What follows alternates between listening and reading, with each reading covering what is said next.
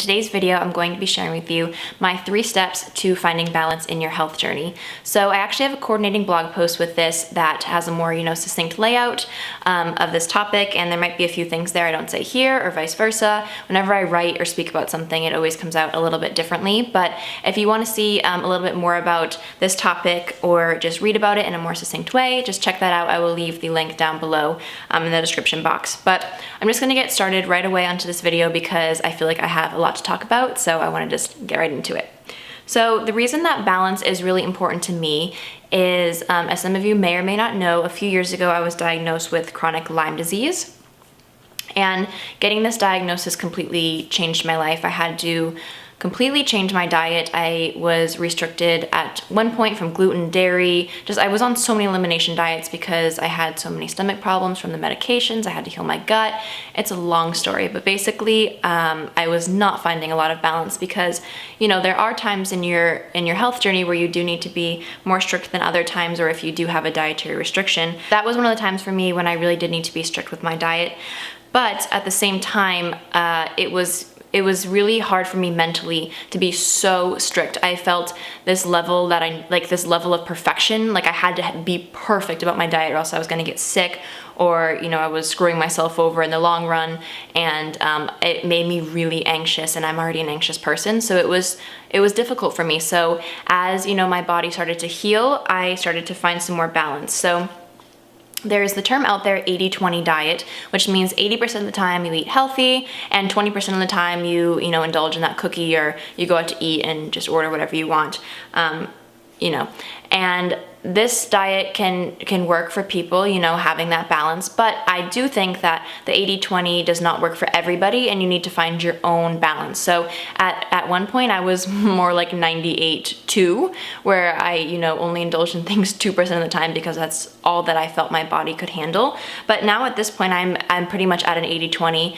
where, when I go out on the weekends, sometimes I'll order things that have gluten in them or dairy, but I do notice that when I eat certain things, that doesn't work for my body.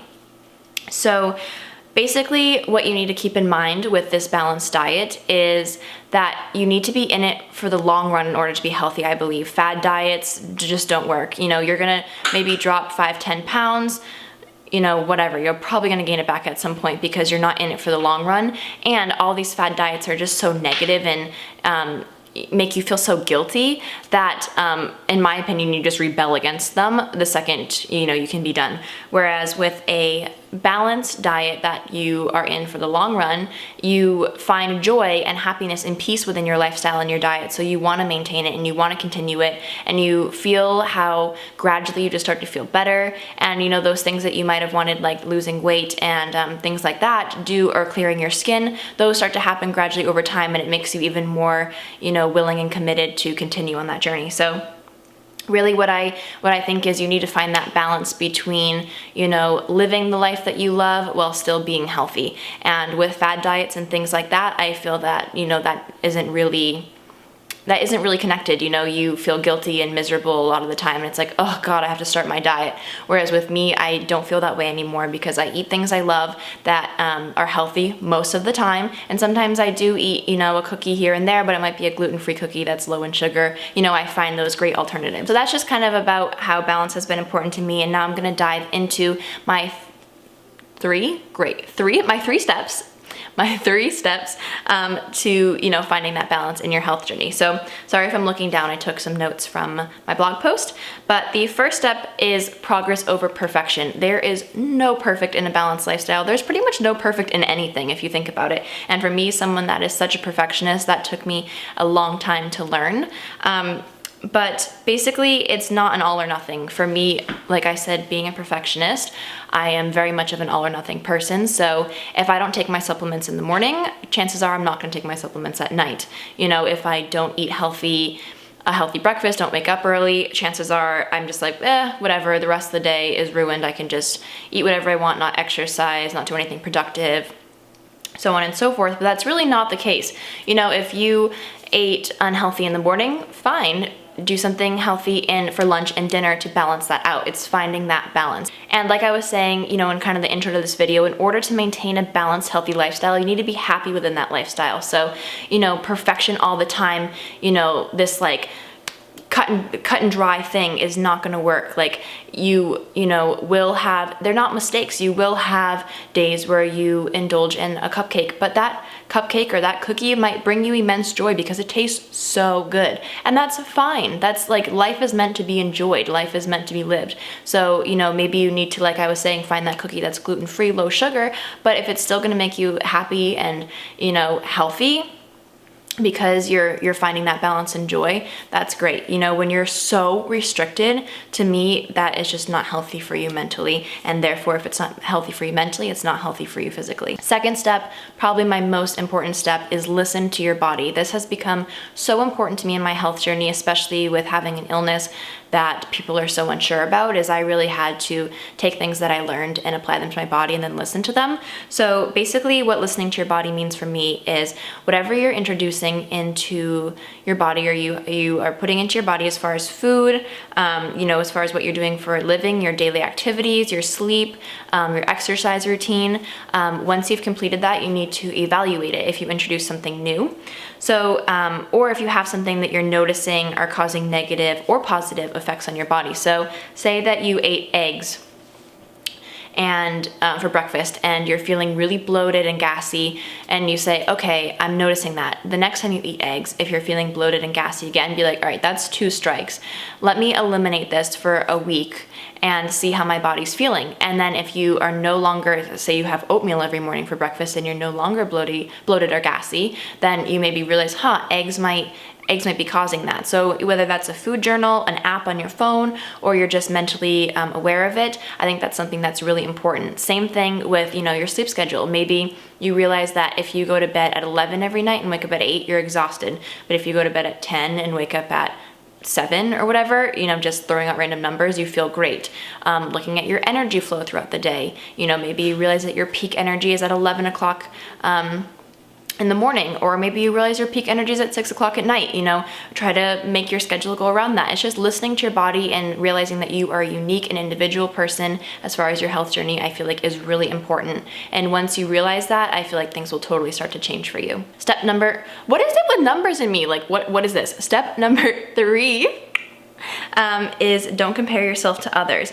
This is another really important one, and one that I deeply struggled with when I first was on my health journey.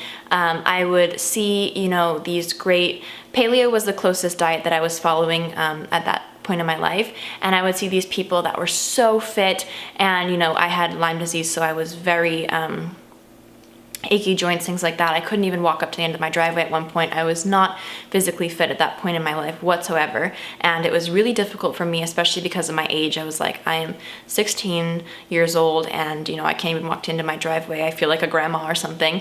But I was comparing myself to others, my friends that were physically fit, my friends that could leave their house and do things, even that simple point, could go to parties and things that I wanted to do.